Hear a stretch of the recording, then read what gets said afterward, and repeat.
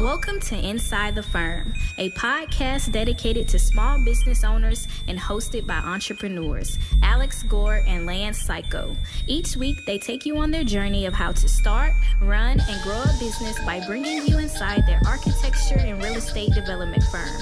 Get a behind-the-scenes tour of how these business leaders manage their clients and foster company culture while creating new and innovative projects. And now your hosts, Alex Gore and Lance Cayko.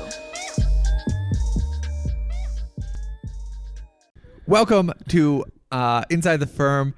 Lance and I are both luxury division of Pella. Twins today, which is awesome. I'm very excited about that. Luxury twins. Luxury twins. I love wearing this outfit. Lance will talk about them in a little bit. But before we go into that, if you know somehow deep in your heart, deep down in your soul that there's a better way to run Revit, check out RevitRocketship.com. Yeehaw. Take a look at what we're doing. See if it's a right fit for you. Go through the course. Start the course. If you don't like it, money back guaranteed. Yeah. You get our template. You get our way of thinking. You get our system. All of that, RevitRocketship.com. Go check it out. If you are in school and if you are not one of our students, and you would know that you're one of our students because you know who we are, literally there's a student discount. Go check it out. It is whatever you pay for your Revit course.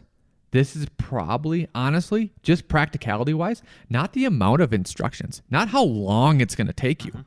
Practicality-wise, probably worth 10 times more than that. And your course probably costs 10 times more at school than our course costs. If you're already spending the thousands of dollars, I think the student discount is like $89 or something like that. Yeah. It's not much whatsoever. Yeah.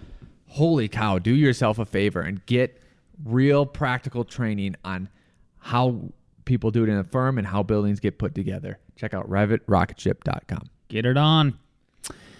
This episode is also brought to you by ARCAT. With project conditions changing and limited time to get things done, it's good to have information at your fingertips. ARCAT.com provides architects, engineers, spec writers, and contractors with the most comprehensive libraries of building product content and design so you can access it quickly and efficiently. Even better, ARCAT.com is free, and my favorite part, requires no registration. That's right, no data mining. So visit today and access the information you need now. Last but certainly not least, this episode was also brought to you by Pella Luxury. You have never experienced a brand like this before. The collection of brands within the luxury division of Pella are the conversation starters, the pioneers of the industry who provide window and door solutions to discerning architects, the building industry, and beyond. They have decades of experience creating things no one else in the world is creating, and the collection of brands are brought together to complement and build on one another. They don't push beyond the limits, they set them. Explore PellaLuxury.com/the firm. Very important, PellaLuxury.com/the firm today. Just check out the link. It's a quick and easy way for them to track the traffic that we're trying to bring to their site to help reinforce them sponsoring this podcast. So if you support them just by clicking the link, you support us, and we try to support you by being here every week. Back to you, Mr. Gore. Well, know what? I'm going to pass the buck back to you. Yeehaw! So I have a red flag here that I just wanted to address real quick, and that is, so obviously the name of the podcast is Inside the Firm, and we bring you into our inner workings as much as we can without actually like naming names or anything like that, obviously, right? And I've had a couple interactions like this over the course of our careers so far at this firm, going on 12 years now, and that is when you have clients who end up passing the buck, I think it's a red flag that you should be aware of. And like, how do you tackle that? How do you, like, what should be your reaction to that? And I'll just give you my reaction to it. And honestly, a lot of the lessons that like I explain on this podcast or just elaborate on that Alex and I have learned, they're like, we had to learn the hard way. And so we're hoping that you don't have to learn the hard way because you'll just hear it through us, and maybe it'll click. Like maybe there'll be some providence involved here, and you'll be like, this will happen to you next week. I don't want it to happen to you, but maybe it will. Let's say you're working with somebody for several months, and you're doing a house for them or whatever, some kind of project, and you are exclusively working with either the husband or the wife. for some reason, one of the spouses is just not in the picture. You're obviously aware of them. They're married, etc., right? And you come down to maybe an additional services bill. If the primary person that you've been working with isn't calling you about that, but instead it's, let's for instance, the wife calls you out of the blue and is questioning the bill. I don't even think I think what you do is you capitulate the whole conversation. Basically, you surrender it and say, "Hey, I'm not sure this is appropriate for us to be having this conversation, and I mean it with all due respect, but this is the first time I've even spoken to you about the project, and so the nuances within the bill or whatever it is, there's so much backstory to this that I'm not sure this is the way this should be handled. I would really appreciate if I could have a phone call or an email session with whoever the primary contact is." This bugged me so much that I actually asked. So that pretty much happened to me, and and it went really sour. And that was my mistake. My mistake was actually to engage with that person and like try to explain the bill. And after a while, I just said, "We're just going to eat it. Like that's it." So like I asked Al, I asked my wife, I asked several people in the firm. I'm like, "Hey, if you were doing some project at your house, and let's say your spouse wanted to do it, this could be a male or female, it doesn't matter, and they said, but you're like, I don't really care. Like, just don't spend this amount of money. Like, here's your budget. Sure, you know, that's what I'm comfortable with. But you're in charge. You hire that person." Whoever hires the person is responsible for the person for forever. Like, that's the way it works. Okay. Actually, let me play devil's advocate and get a little bit deeper in this. What if, and I don't know if it was a scenario, we're using this scenario. If it was the wife, did you actually get into this is why it's more? Yes, and it was a bad idea. Okay. That's my opinion. Let's go to the other fake scenario. Let's say me and you are a couple, right? You're doing this project, right? Yeah. But let's say I make all the money, right? And I say you can spend $5,000 on this, right? And then all of a sudden it's $7,000. And let's say we're not the best couple because of whatever reason.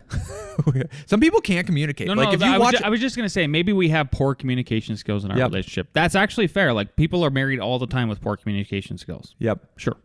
And I make all the money, or the wife makes all the money.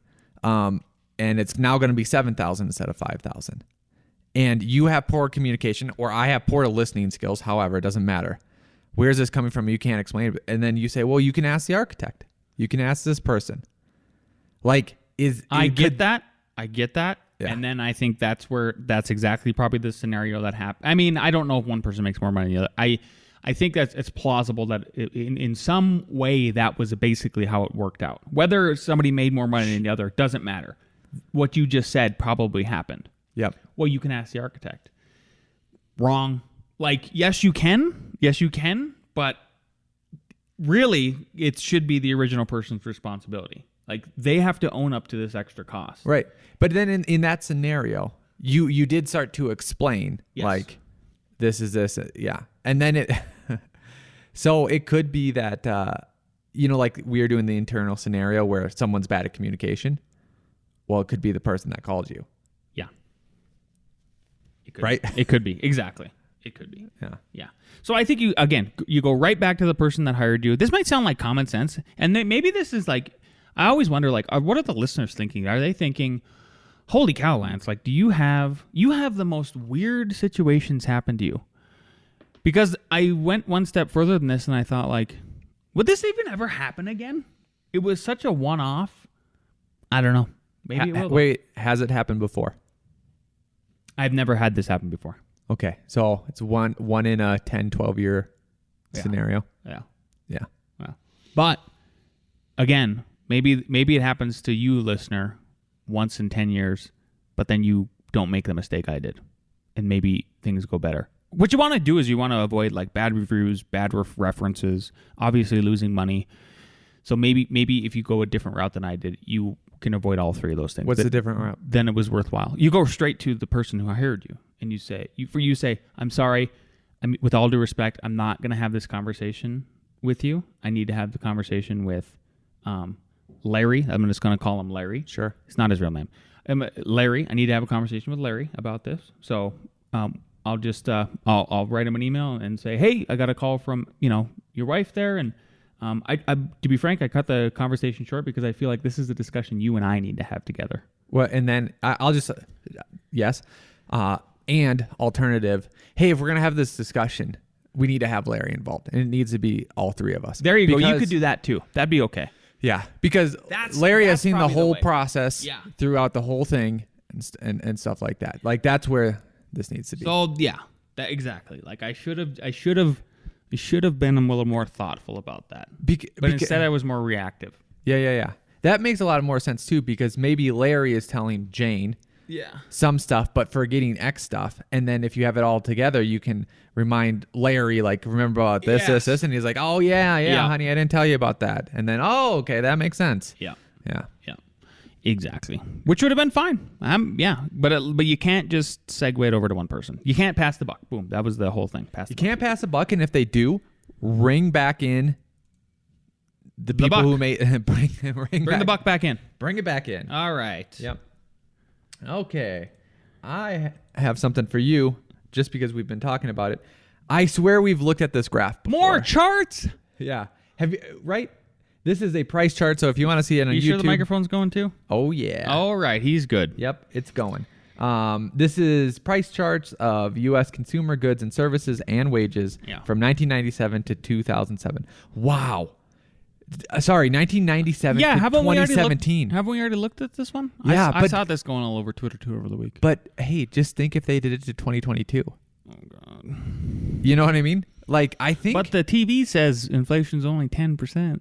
It's not. It's more. No. It's way more. So this is a graph, and it basically has the inflation from those dates starting at 0, because that's the date it started at, to what it is. The highest one at over 200%. This is on MarketWatch.com. Pretty legitimate source. Yeah, it's called, for the terrestrial listeners, I'll just describe it a little further. The chart says price changes from January 1997 to December 2017. So that's 20 years, over 2 decades. Yep. Selected U.S. consumer goods and services and wages. Yep. Yeah. Some of these have went up 50% from where they were. So it's like, that would be 300%. Yeah, 300%. Yeah. So number one top is hospital services. Number 2 is college textbooks. These are at the 200% level. Probably at the 175% level is college tuition. Then at about the 125 level is childcare and medical services. Wages, actually decent. That's probably at about 75% increase. And then overall inflation is from that date, 55.6%, which is probably at 75% now. And right in the mix, matching that, is housing and food and beverages. So food and beverages is actually a little bit below wages. Housing has probably shot up past that. Yep. Are you hearing a ringing? I hear a little bit of a ringing, but it's not bugging me like it's bugging you, apparently. And then basically after food and beverages, it hits the 0 mark with new cars, household furniture, clothing, cell phones, software, and TV. And so the x-axis is a timeline from 97 to 2017, and then the y-axis is how much more or less affordable it's been along that timeline. Just for the terrestrial listeners again. Yep. Absolutely. So basically, like if you group the stuff that is above inflation to below inflation, what they say later on is that essentially, if I can find it. There's a tweet. Okay. So blue lines, which are the ones at 0 that didn't really increase, are prices subject to the free market forces. Red lines are prices subject to regulated capture by government. So honestly, all medical expenses, all college expenses, housing is captured. The only one that is subject to like, hey, this probably doesn't fit that is food and beverages. Which doesn't it though? I mean, what do you mean? What do you mean doesn't because fit it? Because it's not necessarily subject to capture as much as those other ones. Okay, sure. Maybe the FDA is less stringent on them than whatever is controlling hospital services. Well, hospitals are huge too because they have their in-network versus out-of-network. Yeah. Colleges have monopoly. The only thing I would say about the food and beverages is why it didn't come down like the other ones. I think it is more consumer, and I do think that there's more competition. It's just if you add in, if this in here is your restaurant working, that goes up with wages because you can't have an economy of scales. You can't have one waiter and then in 2050, that one waiter is going to serve 400 people. No. Clothing works like that when you use robots and manufacturing. Like all those other advocate? What? Yeah. Correlation doesn't equal causation. So you're trying to. So the whole point of this chart is that it's trying to correlate the cause of all the inflation or the deflation, right, to regulation. Right. Okay. Right. I'm playing devil's advocate. Come on. What would you say to that? To the general consensus of that? Yeah. I'd say you're saying a common phrase and blinding yourself. Thank you. Exactly. That's exactly like what I don't like about that phrase is exactly that. Is like I think people are like, that's it, nail in the coffin, gotcha. And it's like in some cases, yes. Yep. In some cases, yes. And that phrase, people twist it to fit their narrative. At some point, though, like, can we continue to ignore the elephant in the room? I don't think so. And like, even if it isn't a direct cause, even if the correlation isn't a direct cause, like, isn't there some kind of some effect? Like, can we at least talk about some effect? Like I will concede a little bit, if you will. Not you, but you know what I'm saying. Yep. That person. Yep. And then here's actually we can do a little bit of a test because there is a competing theory that might work. Okay. The competing theory is that the ones that do not inflate are the ones where you can, through machinery, through mass production, through technology, lower the cost per unit because you don't have to have as many people doing it. Yeah. The other ones, housing, we aren't getting more efficient building. Like everyone has talked about it. Like these whole pre-manufacturing houses have not taken over. They've actually lost ground. Oh God, there was a chart. Keep going. Hospital services, they have not lowered the doctor to nurse ratio to client ratio. Same with college. So you could say, hey, this isn't regulated capture. This is all how many people per unit. It's a function of that. Well, why is college textbooks went up the same as all the other ones when textbooks are made by mass manufacturing printing? It's because they are part of the captured system. You get what I'm saying? Yeah. So like that's the clue that while it's not while what I said about the wages and the person per unit is a valid concern and is probably part of this too, it doesn't mean that there isn't another part of this that you need to take into consideration. Yeah. Will you actually, here's what I'm going to do. I'm going to save this so you don't have to go into your Facebook. So there was this awesome, oh, come on. Give me the image. Shoot. There's this really awesome image. Gosh, I wish I could find it. It's only on stupid Facebook though. So houses built in the U.S. by decade. Let me re-Google that one more time. Houses built in the, what is it called? Houses built in the U.S. U.S. by decade. Yeah, perfect. Oh.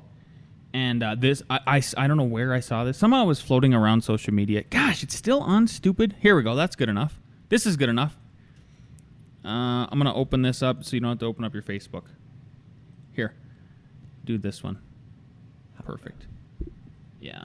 Are you sending this to me? No. Just go back to the show notes and see what I just pasted in there. It's there you go. There's the link. Yep. Austin, Texas home sales. This is an article from last year, and basically it's got exactly. So the do you see that? Look at that. There it is. Homes built in the United States by decade. Blew my mind. So they keep increasing. Oh. Look at that. Wow. So I reacted to, and I'll give you a hint. In the 1930s, 5.4 million. Yep. And it goes up to the 1970s, 25 million. The 1980s, 25 million. The 1990s, 26 million. The 2000s to 2009s, 27 million. 2010 to 2019, 5.8. So exactly. So like, let me do the math here real quick. So 27, just rough math, divided by, let's call it 6. Let's give them a little bit of grace. It decreased by 4.5 times, right? Yeah. So like a 450% decrease in new homes built. And then, so like, again, if we're doing the correlation versus causation, maybe there's this, okay, can we talk about the regulation? Like every year is more regulation. It is what it is. It's part of the deal. But then also, too, Lance will say, I mean, not Lance, other people will say, and this is a valid point that we need to address. Well, they overbuilt. That's why the housing crashed in 2008. They I overbuilt. can see somebody saying that, sure. Yep. Okay. Who allowed the money to go out to be loaned to people who boom and bust cycle. cannot afford it? Keep talking about it. Yep. So if it wasn't subsidized and eaten up by Fannie Mae and Freddie Mac, there wouldn't have been a market for overbuilding because you wouldn't have loaned out to those people if you didn't have a free pass to take those mortgages. It always the banks, comes down to the and money. Pass it down Every time. Yep. Yeah. So, the biggest, so like, I didn't even think we'd get to this chart today, but I've talked about it before. It's like, okay, everybody keeps talking about this housing bubble. Where? Like, why? Like, why do you think there's this housing bubble? Like, just because the price is inflating the way it is inflating insanely. I'm talking about 3% per month. That was the last calculation my wife did. Every month she does a new calculation. She's like, so like January, February, March. Yeah. So she said it's looking like it's 3% because January is 3%, February is 3%.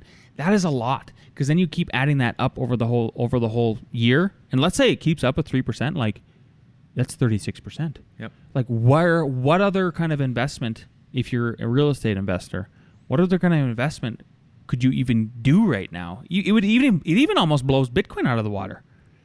Yeah. I mean, it's on par with it. Oh, for sure. So if the supply, let's just boil it down again. If the supply is not increasing like it needs to, then it's not a supply bubble you guys are talking about. It is a price bubble.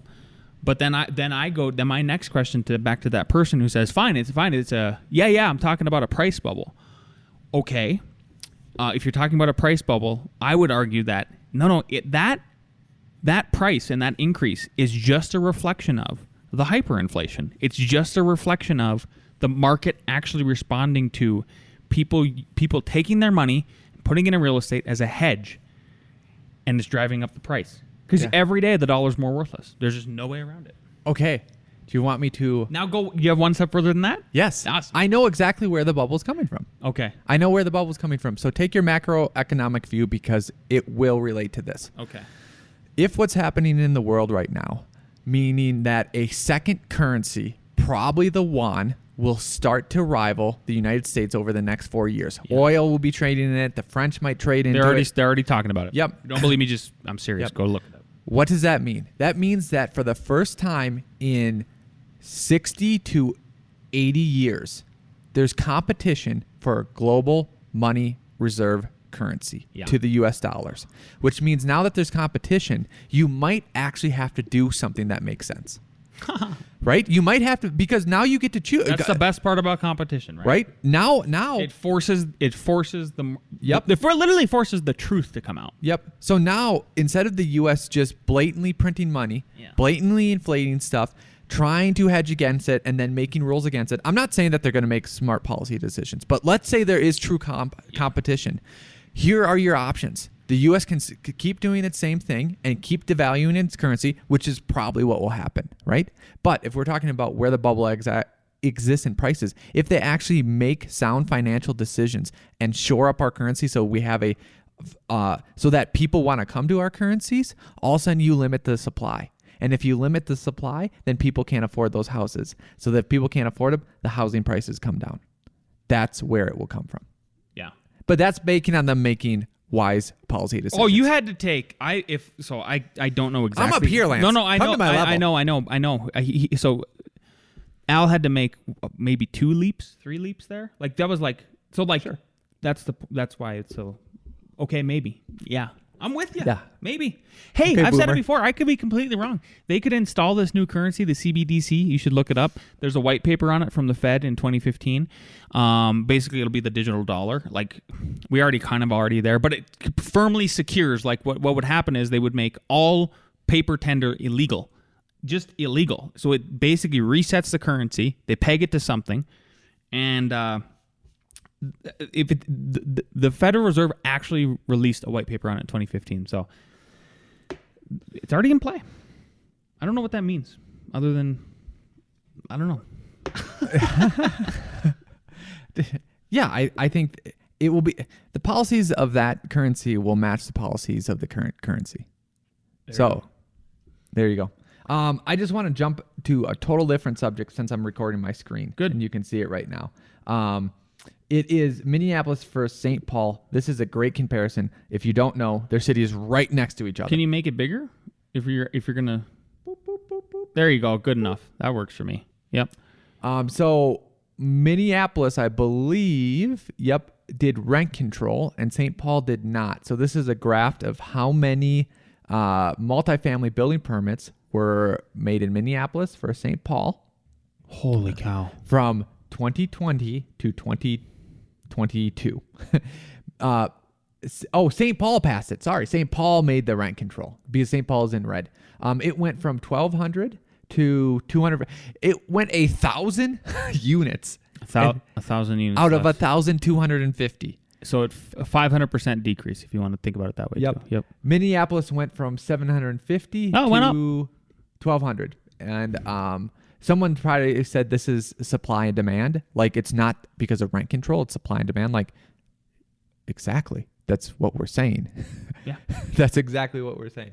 And then here's an article. Rent control is one of the few things that every economist, don't believe me, you could Google the phrase. Nearly every economist agrees rent control is a bad idea. And you would find that like the left wing ones, the right wing, the up ones, the down ones, the backwards, the frontwards, like every side of the coin, almost every one. That is one of the very few things they agree on. Yep. Like they all like it's easy to see the divide between left and right economists on monetary policy. Sure. But I'm telling you. Yeah. And they just continue to think it's a good idea. It's so crazy. Yeah. So this is an article from the Minneapolis Post, maybe, I don't know. In the first 4 months since the passage of St. Paul's rent control ordinance, housing construction is way down. Neato. So what I do is I yeehaw every time there's bad news. Where did you get that? My brother Luke. That's good. where I'm getting it from. Okay, my turn? Your turn. Oh, this is so exciting. So I'm actually going to need the microphone now because I'm going to pull up a meme. So everybody who's listening, man, you should be watching on the YouTube and checking that out. I'm going to pull up this meme. Oh, did you take me off or am I controlling? I am controlling that. Good deal. Look at you. Good deal. Let me just make sure my mic is working here. It's going to find it. Keep going. Lavalier. Nice. That's what I wanted. That's what I wanted. Good deal. So there has been a very, very popular meme floating around. At least it's been all over my feed. And I'm talking friends. I even had somebody message it to me, direct message it to me. And then it's been all over kind of meme pages and stuff like that. Like pages I wouldn't even expect to have an opinion about this. So it's an architecture opinion. And I even posted this in the A.R.E architect community to see what everybody's reaction was. I liked it. It was good, thoughtful discussion. Much better than like the internet, the general internet had. Surprise, surprise. Like a bunch of architects actually were thoughtful. That's not a surprise, right? I'm being complimentary here. So here's the meme. So the meme is, I'll describe it for the people watching terrestrially, and it is designed. There's two panes. The top pane is a super modern building. Somebody in the A.R.E architect community, apparently this is a very famous like PhD architect. I can't remember his name. Something with an E. I thought Al might know. Not quite him because this is all, you know what I'm saying though. Sure.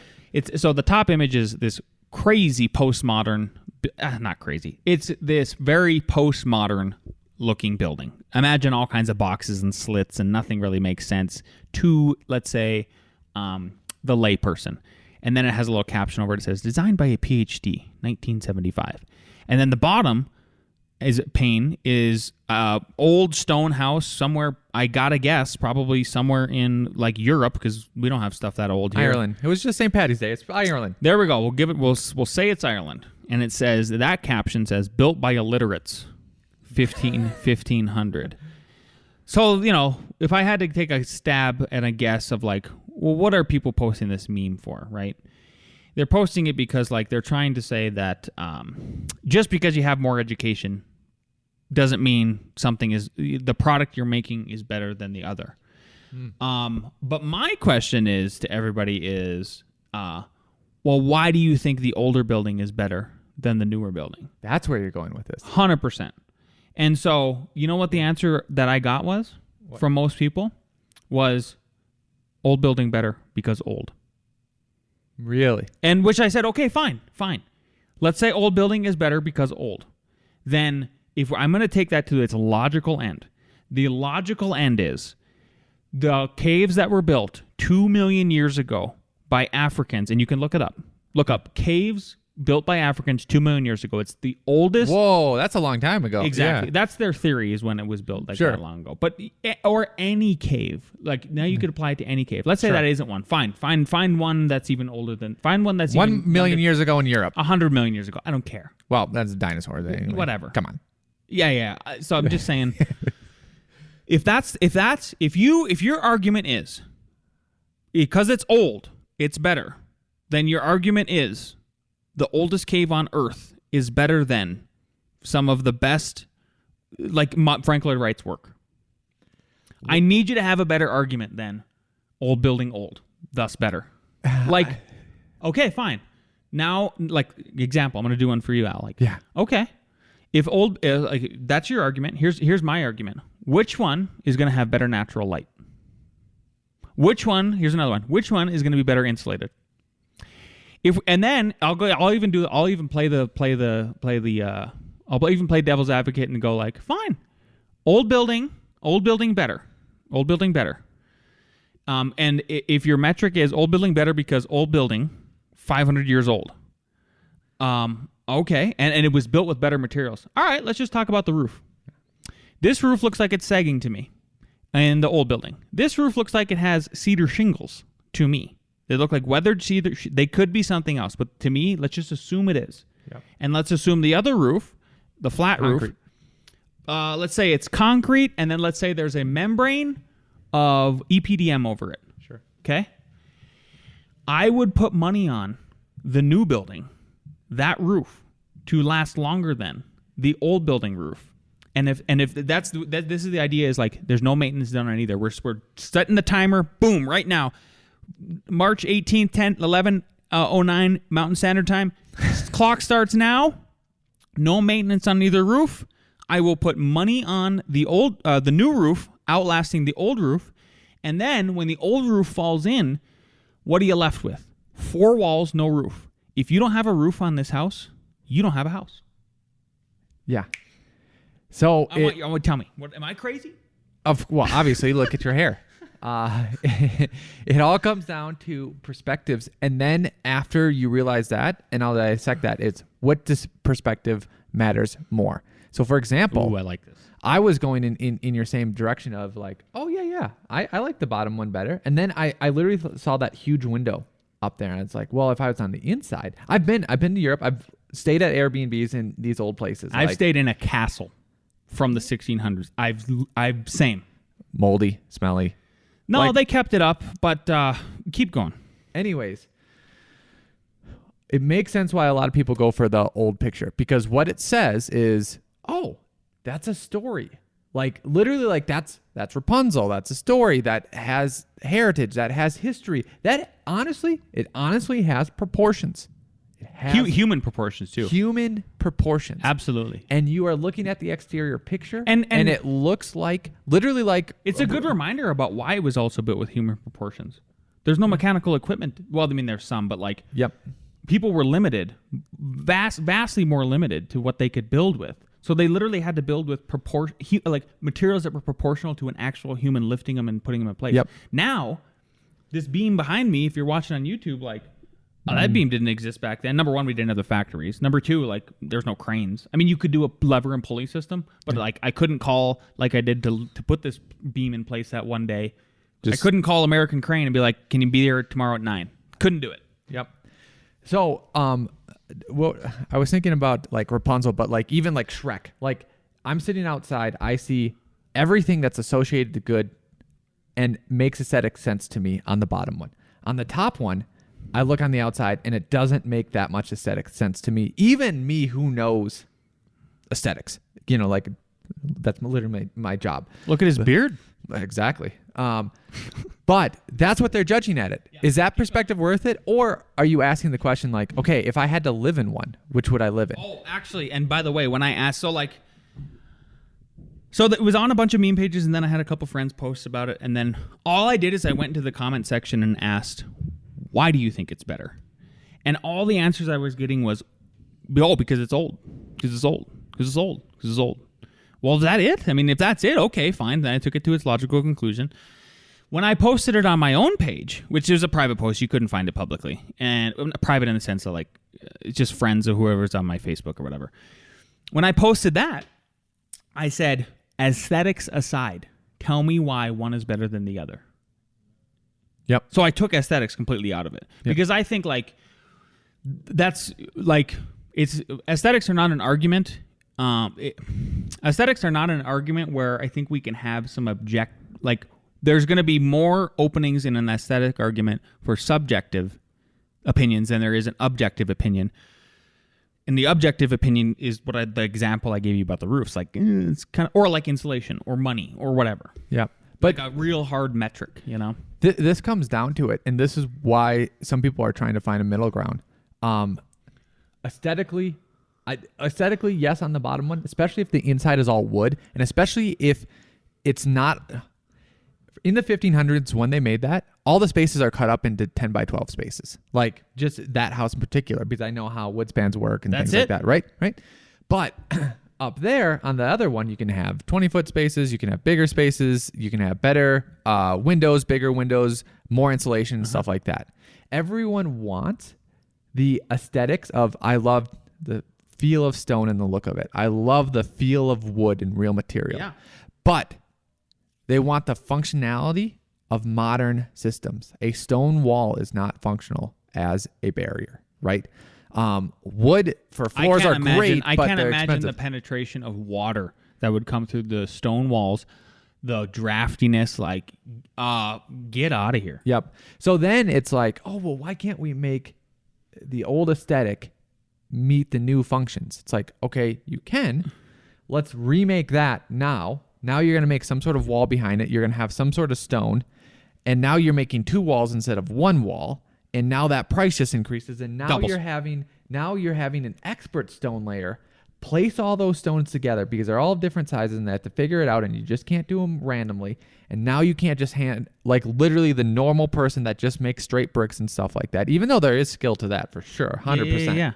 But it's going to take them longer. So now your regular wall that's just there for aesthetics, literally, because I agree it looks good, is now going to cost twice as much because of the stone itself and the size as a regular house, and twice as much to install, plus twice as much because you're making a wall behind it. So it's like, yes, we can do that. Are you going to pay for that?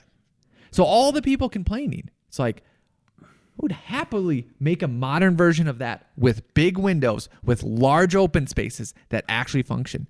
Would happily do that. Can you pay for it? I can't remember what episode it was, but I guarantee it. If you go back to in one of the 251 episodes for the Friday show of this podcast, I have said I would love it if somebody came to me, like it's a dream of mine, to design a literal load-bearing brick home. And I mean, we do like intricate patterns, like the soldiers and all the stuff. Like I would nerd out so hard. Yeah, I would love to do that. Nobody's came to do that to me. Not because I can't do it. The money alone is just like, and like, okay, then somebody could throw that argument back. I mean, well, yeah, but like that's the problem. Everything is driven by money. Well, I mean, okay, but back in the day, let's look at some of the old stuff that was built. Like there was free labor. It was called slavery. Well, I'm talking about like when I make that reference, I'm talking about like ancient Greece. I'm talking about ancient Rome, the pyramids. But also, Lance, do you remember Charlie and the Chocolate Factory? Do you remember the original movie? Of course. Right? Do you remember who lived in that one bedroom house? That where Charlie lived in? Yeah. Oh, the grandpa who cheated Social Security. Okay. So Charlie, because he got up off of his bed, he got disability, and he was like, I'm walking now. You, sir, are a fraud. Charlie Charlie's mom, Charlie's dad, Charlie's dad's mom and dad, Yeah. Charlie's mom and dad. Yeah, it was a full house. Literally a full house. So like, I will design that house for you that you talked about that we see in that picture. Are you having 4 generations in that house? Or like, No. are you? So you know what? Some of the best comments in the Entre Architect community were something like apples to oranges. I agree, right? That's This probably is- the this- best explanation. This is not a fair comparison at all. You know, and again, we can do this stuff. We can make these things happen for you. You know what I think the best hybrid is? So it's a hybrid. The solution to folks who are just adamant about having like this old look is you need to do like something like Norman Foster did with is it the Reichstag? Oh, yes. I know what you're talking about. Yeah. Whatever their capital is, I think it's called the Reichstag. Yeah. Yeah. The capital that got bombed In during Germany. World War II. And what Lance is getting at is that he put a modern reconstruction on it, but used the same proportions, used the same, proportions. That's it. Use the same proportions and all that. Yeah. So like if I look at the bottom picture, if everybody's looking back at the bottom picture again is, okay, Lance, let's solve your roof problem. No problem. I would love to solve this roof problem. You know what I'll do? I'm going to tear off the shingles. I'm going to tear off the substrate, whatever the shingles are attached to. I'm going to beef up the existing framing members. I'm going to sister new 2x12s or laminated lumber to them. No problem. Then I'm going to resheath it with plywood, and then I'm going to put a metal roof on this thing. And now it's going to outlast the modern roof. No problem. And then the other thing I'm going to do is I'm going to gut the interior of this house. And I'm going to look at ways to insulate it if I can. I'm going to examine is the stone wall thick enough as it is to create like an R value through thermal mass. You can do that. Like you can if you pour thick enough concrete walls, essentially you could in theory like avoid insulation because it's so thick, right? Just go with me on that. Sure. I'll just say And yes then for now. I would gut the interior and get rid of all those compartments, like Al said. Yep, which means you're redoing the whole floor system. Yep. And I'm modernizing it. So what am I paying for in the end? This is hilarious because okay, Lance, you just boiled the whole thing down again. I'm paying for the old brick. I'm paying for the old stone. I guess I just like the old stone. Yeah. So it's one thing. So you like one thing about it, huh? Well, and the proportions. Crazy. Like, The proportions. Yeah, the proportions and all that. Yep, I agree. Yeah. It is a tough problem because somehow when you're doing something this expensive, Building a house. yep, which is extremely expensive, people do not want. But this is a lie. I was going to say people don't want manufactured limited choices.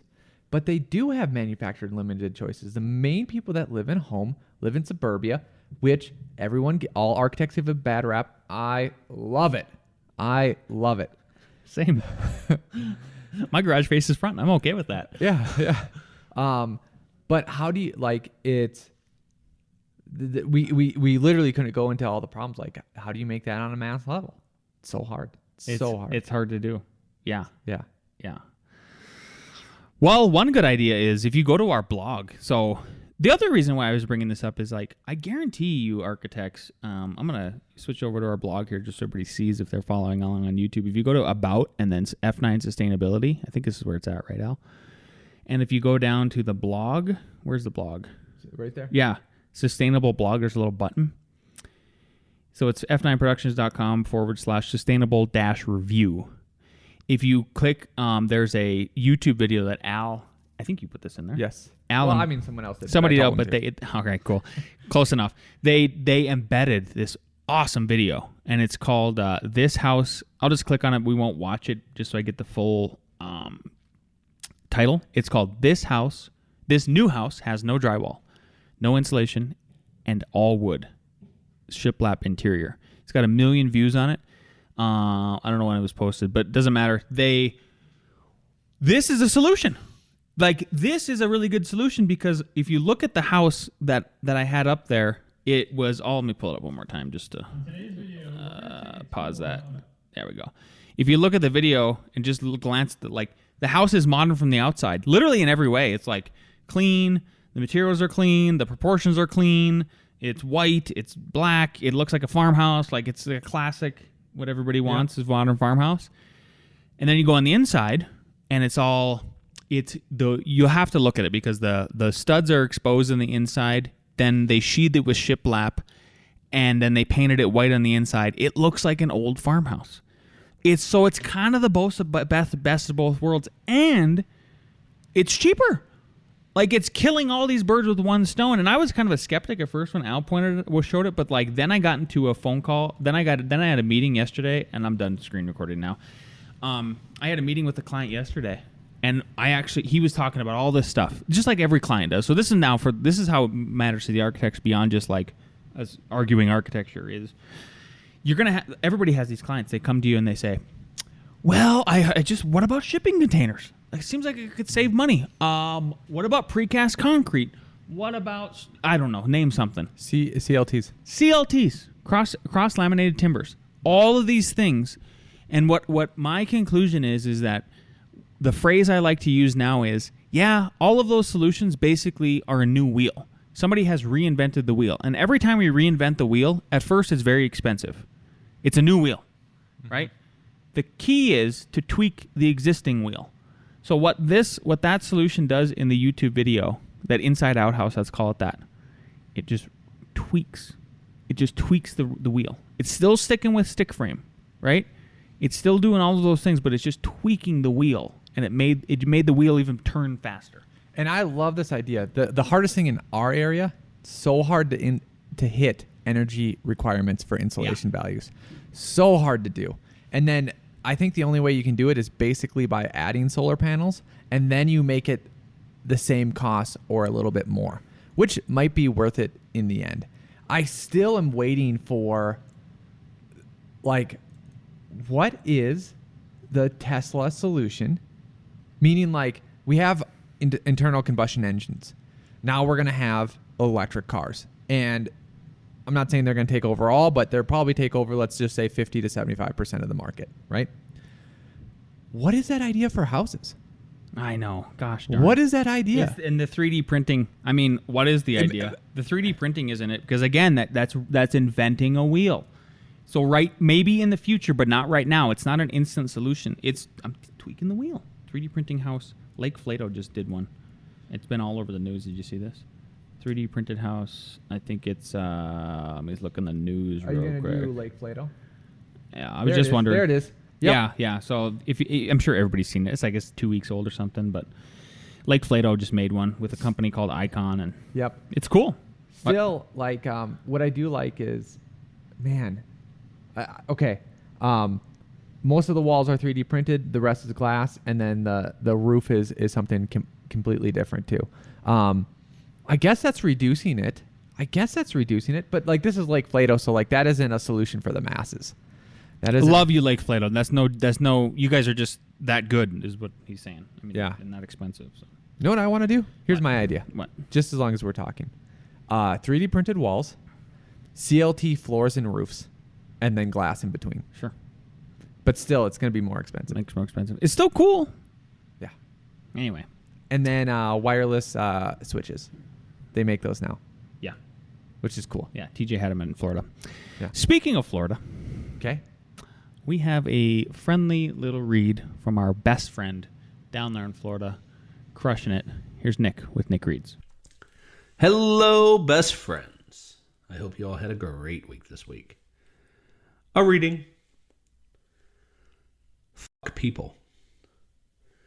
Buy the red car. People will say you should have gotten blue.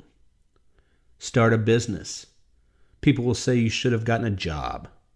Get married. People will say you picked the wrong partner. Learn a trade. People will say you should have gone to college. Everyone has an opinion about everything. You'll go crazy trying to please everyone. Don't even try. Listen, smile, agree. And then do whatever the fuck you were going to do anyway. Gary Vaynerchuk. Toodles. Who did he say that was? Gary Vaynerchuk. Gary V. Gary V. Yep. That's what I thought he said. Okay. Yeah. And that works in competition because I was going to say that doesn't work with stupid people, but then the stupid people don't get far enough because no one follows them. So There you go. well, That was true until the rise of social media. Now the stupid, all the people, smart, stupid, in between, everybody gets to yell. Rah. Okay, what do we got next, Al? let's do A.R.E. Jeopardy. All right, bring them down.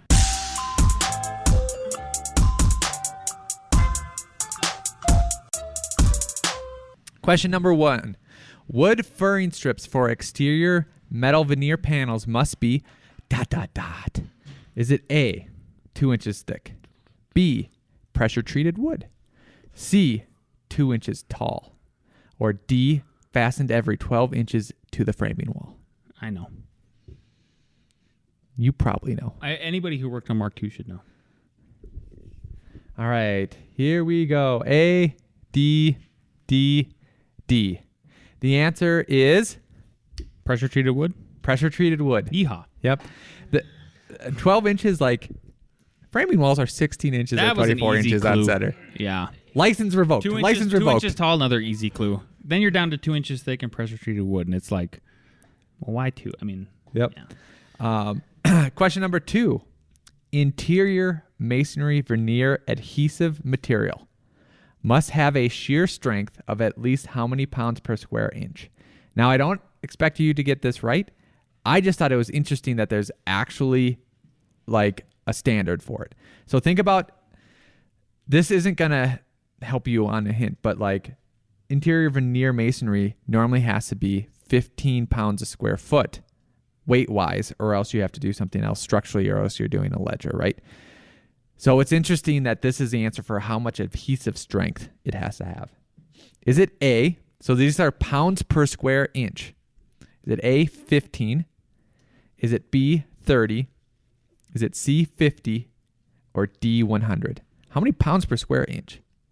A, 15, B, 30, C, 50, D, 100. B, B, B, B. B. B. Honestly, that's what I would have guessed. It's 50. It is 50. That's how strong it has to be. Granite. Granite, ladies. We talked about it this morning. Yep. All right, number 3. What is a plenum? Is it A, tool used to plane pieces of lumber? B, a raised platform on which a building sits? C, a poured concrete slab? Or D, a space in a ceiling or floor that can house air ducts for HVAC? I would hope so. Let's see. D. You're all correct. All right, what do we got for scores? 2? Wow. Really? Everybody just has 1? All right, here we go. Now listen very carefully, okay? So this one isn't just this one could be multiple answers, okay? Architects have the duty to protect the general public. What public interest does the architect endeavor to protect? A, freedom, B, safety, C, liberty, D, health, E, welfare. I see, yep, nobody's asking. Freedom. Depends on what kind of architect here, I suppose. All right, what do we got? BDE. Yeah. Everybody got BDE? Looks like we're on to, that's correct. It is not freedom or liberty. A tiebreaker. Who's doing the Well, tiebreaker? that's what I should have added. Markitect. No? Rossitect? Everyone ready? This is Eat the mic. This is going to be a write-down one. Really close. Yep. So I've got a special handout for it. We've got 3 soils types. Oh my God. That's well-graded sand, plastic and organic clay, and poorly graded gravel. So rank these soils in order of the presumptive bearing capacity from highest to lowest. This is awesome. Repeat the... Yeah. So we're going to rank these from highest to lowest for presumptive bearing capacity.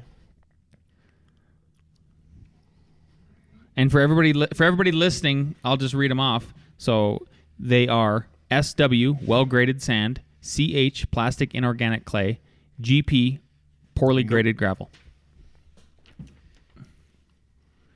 First answer wrong. That is correct. All right. So it's poorly graded gravel, then well-graded sand, then plastic inorganic clays. Smart. Yep. Yeah. That's it. Lance, take us out. If you like this episode, please share this episode with a friend, a colleague, your mom, whoever it takes. If you're watching on YouTube, please like, subscribe, and we'll see you next week.